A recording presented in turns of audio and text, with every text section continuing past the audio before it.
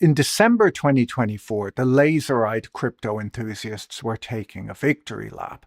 Bitcoin had just crossed the $100,000 milestone, and even the skeptics at FT Alphaville were forced into a somewhat brittle public apology for their years of doubt.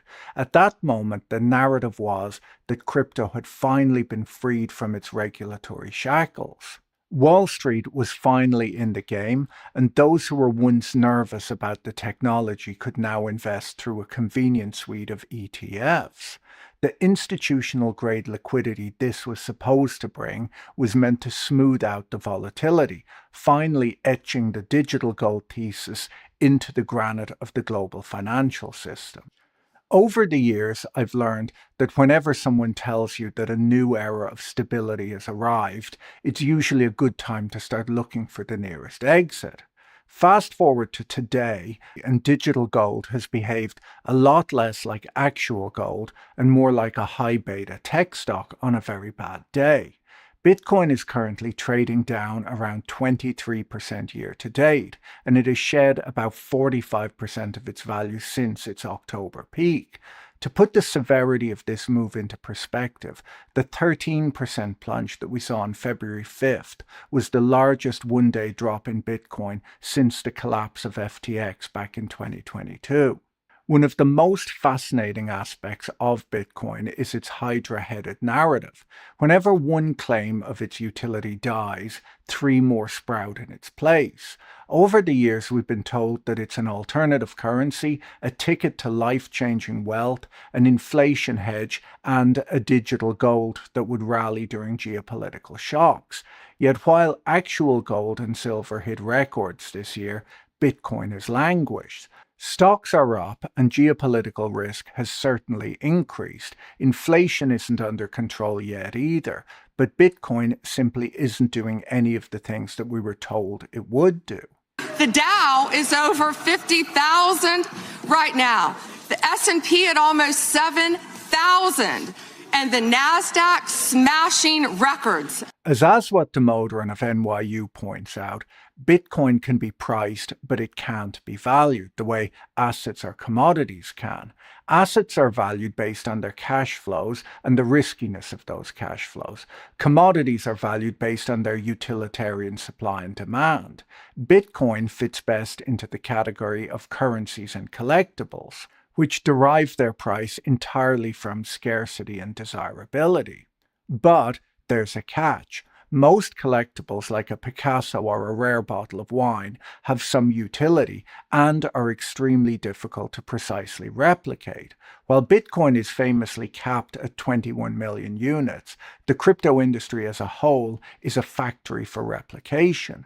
With over 10,000 active tokens now on the market, the uniqueness of any one digital collectible is constantly being diluted by a sea of very similar alternatives. If the only thing Bitcoin has going for it is that it was the first one, that's a very thin thread to hang a trillion-dollar valuation on. A major reason for this current crisis of faith is that, in a very real sense, the crypto industry has finally achieved everything it ever wanted. For years, the dream was a Bitcoin president, a friendly SEC, and Wall Street ETFs that would finally bring in the mom-and-pop investors. By early 2025, those battles had all been won. But victory has turned out to be a bit of a trap. As The Economist points out, every major rally in recent years was fueled by the anticipation of these milestones. Now that the forbidden fruit is easily bought in every brokerage account, there's no big story left to drive the price.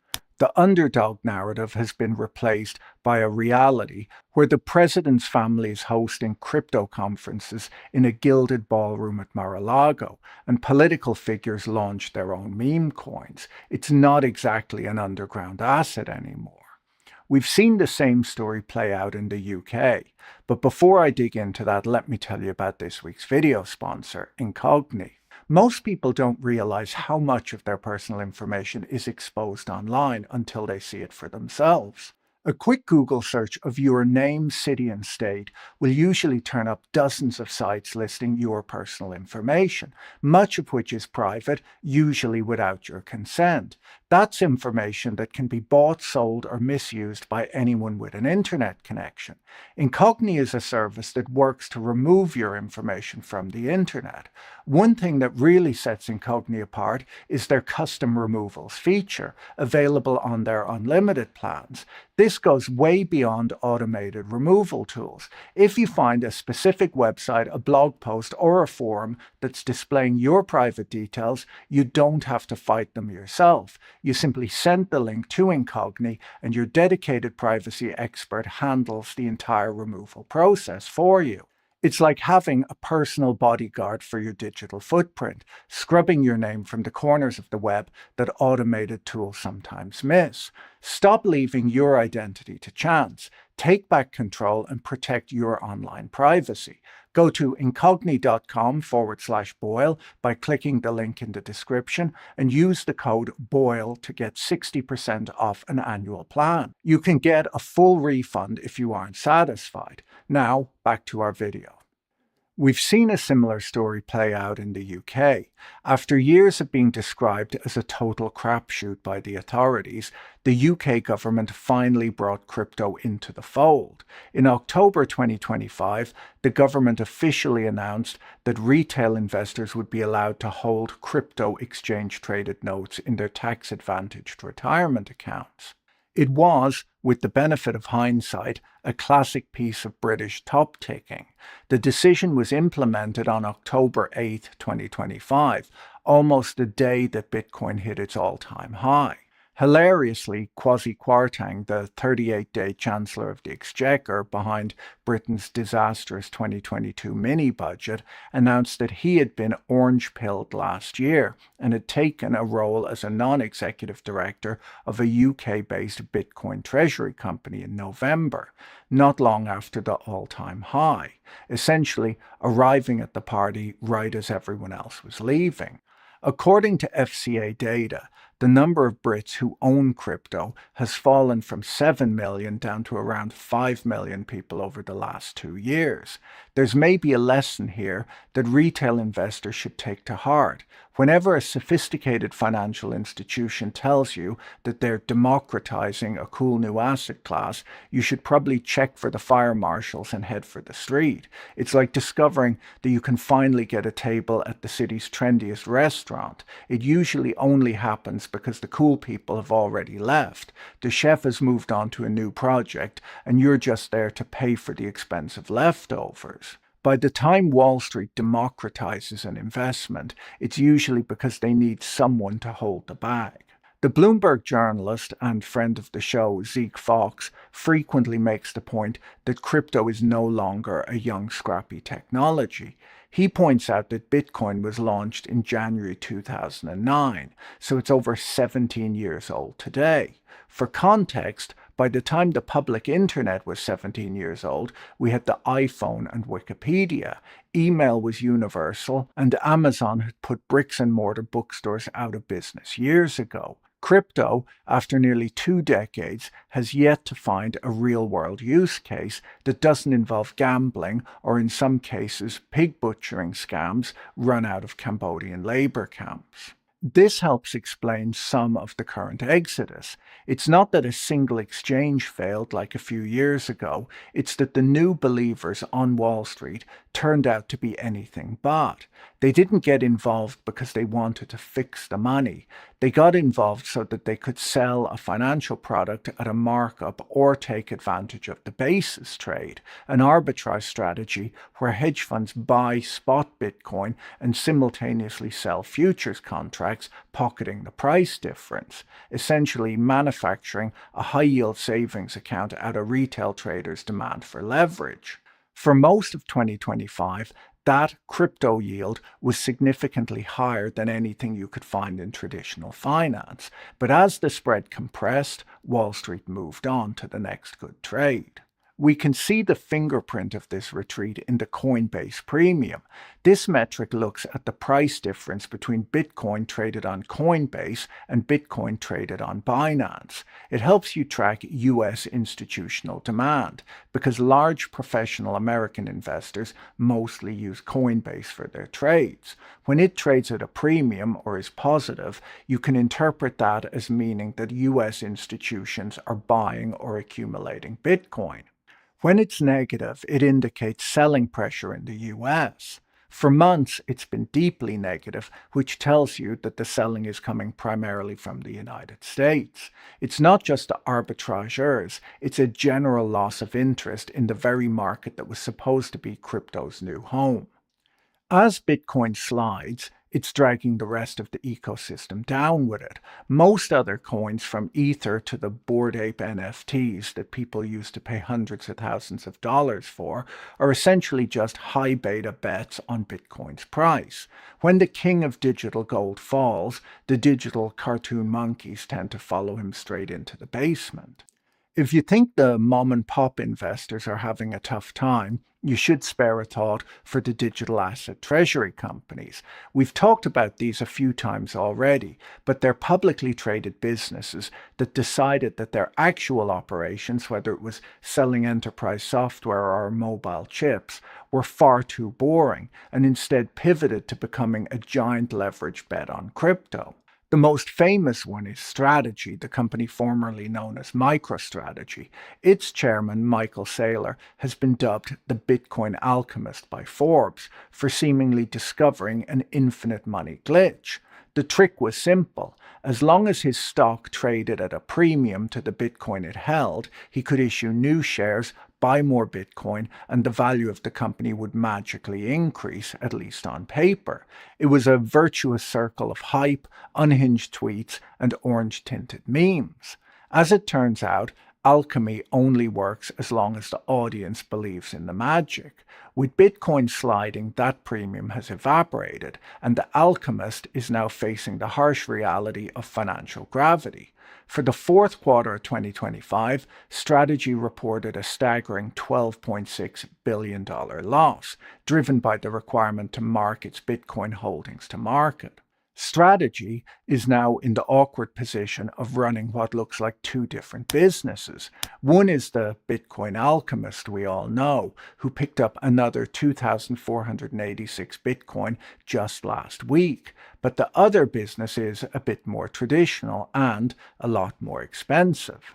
To keep the game going, the company has issued billions in preferred stock, with names like Stretch, Strike, and Strife. These come with high-yield dividends. The Stretch shares currently pay roughly 11.25%. Usually the plan was to sell stock and use 100% of the proceeds to buy Bitcoin, but this month Strategy announced that they had established a $2.25 billion cash reserve. They raised this money by selling equity, but instead of buying Bitcoin, they're keeping it in a bank account to cover the dividends on those preferred shares for the next 2.5 years. When Michael Saylor starts hoarding the very dollars he once compared to melting ice cubes just to pay his lenders, the infinite money glitch starts to look like a fairly standard corporate refinancing scheme. As Bloomberg's Matt Levine noted, selling stock to buy Bitcoin is a great story. Selling stock to pay interest on old loans is considerably less fun. Then we have Gemini Space Station Incorporated, the exchange founded by the Winklevoss twins, most famous for their band Mars Junction. In this photo, you can see that one of them has one of those wallet chains, which I've pointed out before makes no sense for a crypto bro. You're supposed to etch your crypto seed phrase on a stainless steel plate and bury it in your backyard, not chain it to your belt. I don't get the impression that he's the smart one.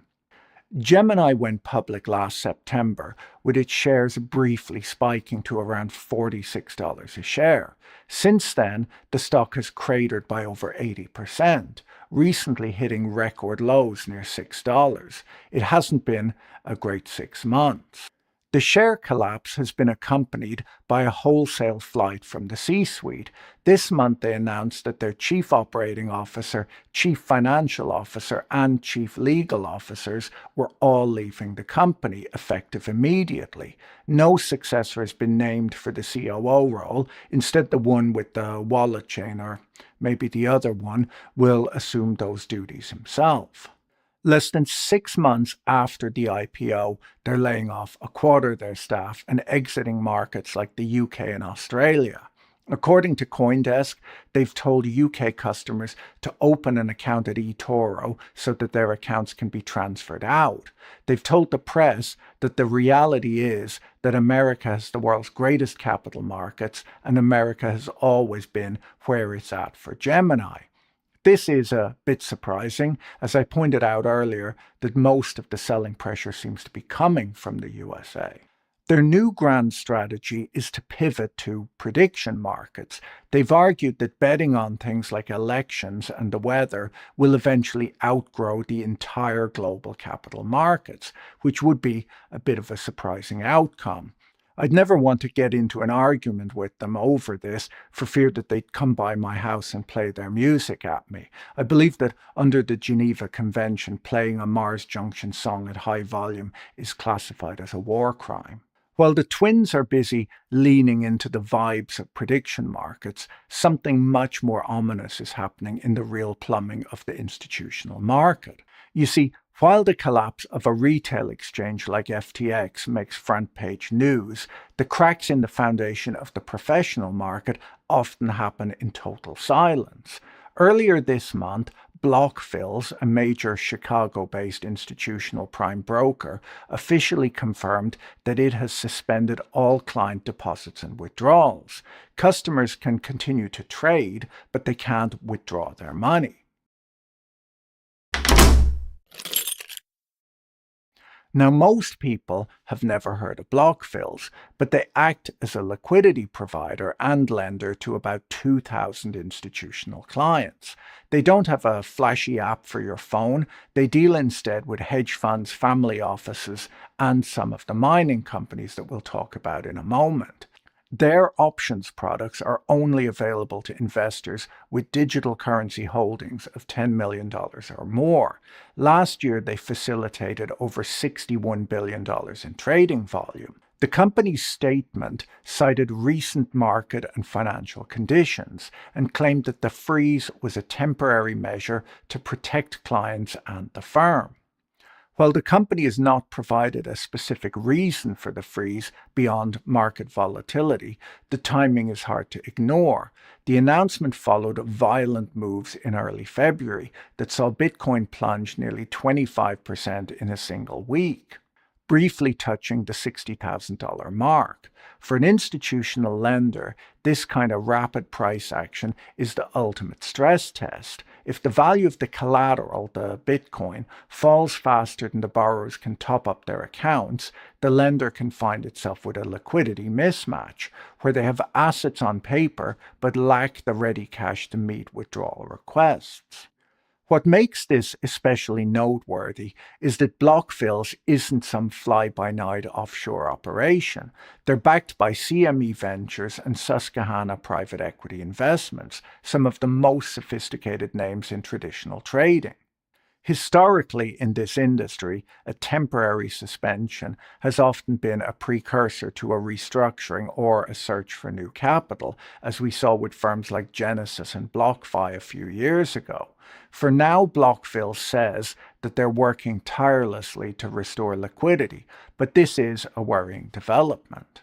If the institutional plumbing is starting to clog, it's worth looking at the people who actually keep the lights on for the entire network, the miners. Now, there's a common misconception that miners are just there to print new bitcoins, but in reality, they play two critical roles. They're the transaction processors and the security guards of the system. Every time you send Bitcoin, a miner has to verify that you actually have the funds and then record that transaction into a block. In exchange for doing this work and providing the massive computing power that secures the network against hackers, they get paid in two ways: transaction fees and a block subsidy of newly minted bitcoins. But lately, being a bodyguard for the blockchain has become a very expensive and very unprofitable hobby. The problem is something called hash price. For those of you who don't spend your time in industrial warehouses in Texas, hash price is the industry's way of measuring the daily dollar revenue a miner earns from their computing power. Since the beginning of 2026, it's been sitting at record lows, meaning that for many operators, the cost of the electricity to run the machines is now higher than the total value of the Bitcoin and fees they collect. My friend Ben Jordan, who does spend some of his spare time outside data centers in Texas investigating the acoustic impact of these places, explains that the way Bitcoin mining works is often misunderstood. Many people understand that it's set up such that the network difficulty regulates itself to ensure that miners stay profitable, but it's actually an autonomous process with rigid thresholds. The mining difficulty only adjusts every 2016 blocks, which is roughly every 2 weeks. If the price of Bitcoin crashes or if electricity costs spike in the middle of that window, the difficulty doesn't know, so the difficulty stays high.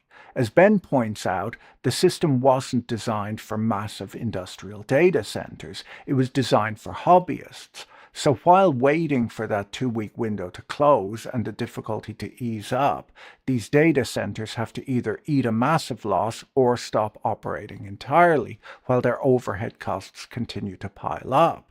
Ben also highlights that these data centers usually buy electricity in bulk contracts with fixed prices, which isn't as flexible as your metered power bill at home. It's a bit like if everyone in a city bought their electricity in bulk, anticipating a massive heat wave, and then the heat wave never came. And then everyone underordered for the next month, and then an unexpected heat wave hits. The power company can't just snap its fingers and increase output. This can create a massive mismatch between the digital needs of the network and the physical reality of the grid, especially in places like Texas, where winter storms in early 2026 have already forced miners to shut down to save the local population from blackouts.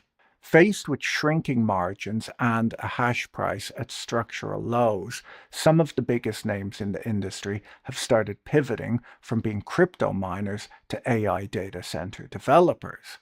Why spend millions of dollars in electricity to solve arbitrary math problems for a volatile token when you can rent that same power to an AI company for a more predictable high margin fee? Wall Street is already cheering for this change. Morgan Stanley recently initiated coverage on miners with massive upside price targets. They argue that these companies should be valued like infrastructure REITs because they have what AI companies crave: time to power, meaning that they already have the grid connections and the sheds that big tech is currently fighting over. There is a catch, however. If the American miners all decide that hosting anime girlfriend chatbots for XAI is more profitable than securing the blockchain, the network itself becomes a lot less American.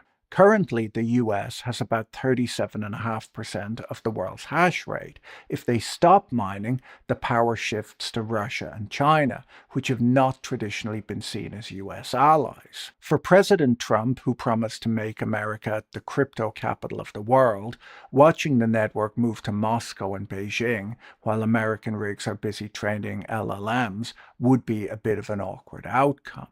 Speaking of China, while the US is trying to decide if crypto is a commodity or a security, Beijing has started reminding Chinese citizens that they've already made up their minds. In February 2026, the People's Bank of China and 7 other agencies released a notice doubling down on their total ban.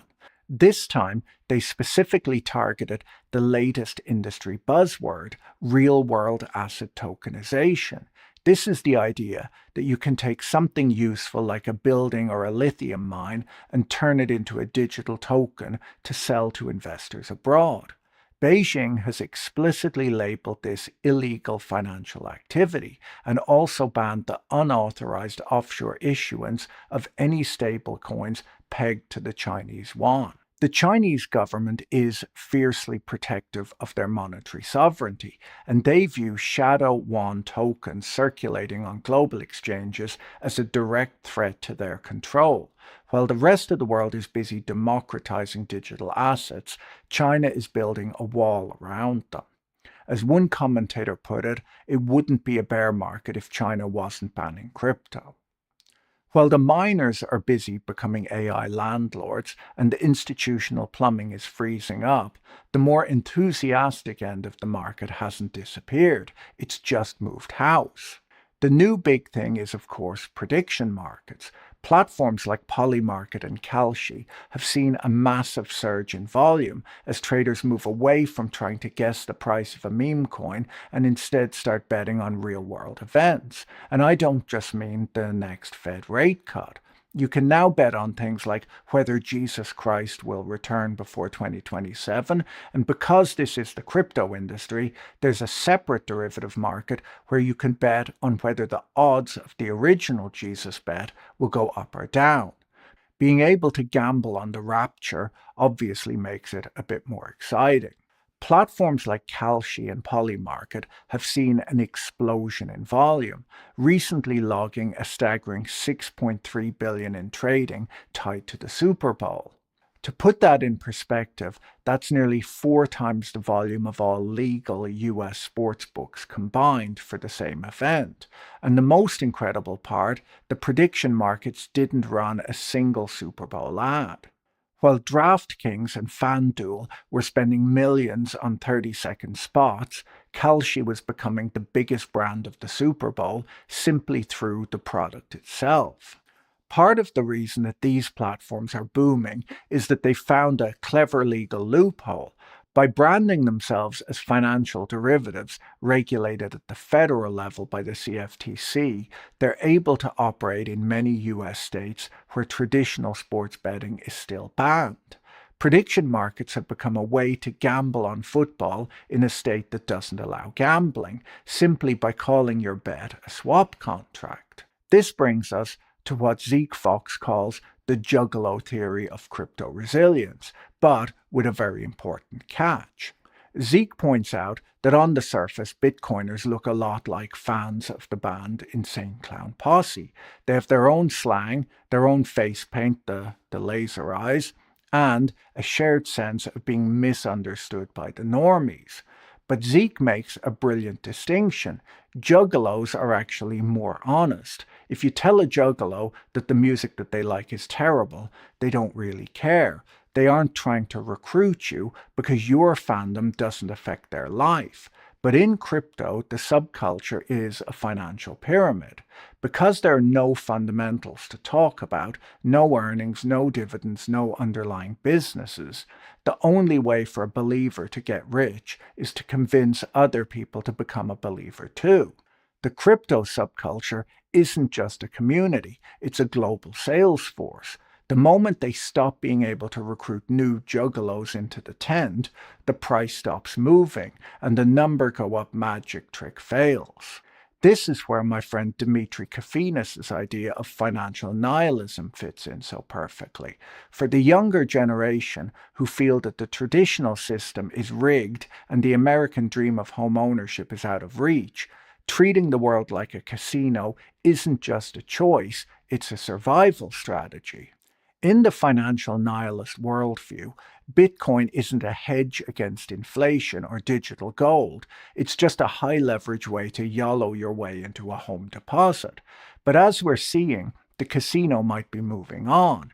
It's more social to bet on the Super Bowl with your friends than it is to sit alone in a dark room trying to recruit strangers into the digital subculture that requires constant new donations just to keep the lights on. Once the ideological dream of crypto dies, you're left just with the gambling. And as it turns out, the gambling industry already has much better content than the blockchain does. This brings us back to the warning from NYU's Aswat Damodaran. The great irony of the last 2 years is that by getting exactly what they wanted, the ETFs, the institutional respect, and a crypto president, crypto enthusiasts might have accidentally killed the very thing that made Bitcoin special. Damodaran points to real estate as a cautionary tale of financialization. For decades, he points out, real estate was the king of uncorrelated assets. If you owned a physical apartment building, its value was mostly independent of what the S&P 500 was doing on a Tuesday afternoon. It was driven by local housing demand, local rents, and physical scarcity. But then came the financialization of the sector through real estate investment trusts and mortgage backed securities. Suddenly, your real estate wasn't just a building, it was a liquid tradable ticker symbol. And the moment it became easy to trade, it started behaving exactly like everything else. Today, the REIT market is highly correlated with the stock market and sensitive to financial flows, market sentiment, and so on. By making it part of the system, it became subject to the system's risks. We might start to see the exact same thing happen to Bitcoin. For years, the dream was this idea of decoupling, the idea that Bitcoin would be the one thing that stood tall while the rest of the world burned. But now that it's plugged into the plumbing of Wall Street through ETFs, futures, and options, that dream might be dead.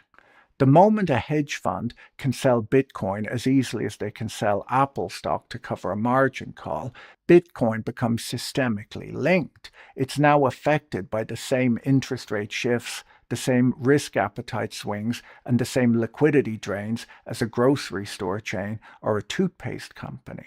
Looking forward, even if this crypto winter ends and Bitcoin finds a new stable level, we have to ask, will it ever be an independent asset again? Or has it simply become a high beta, non-dividend paying tech stock that we've collectively agreed to call digital gold?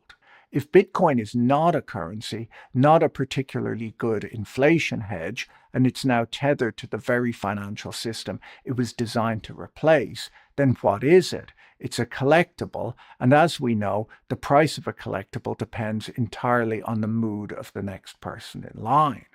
Right now, that person is looking at their S&P 500 returns or looking at a gambling app on their phone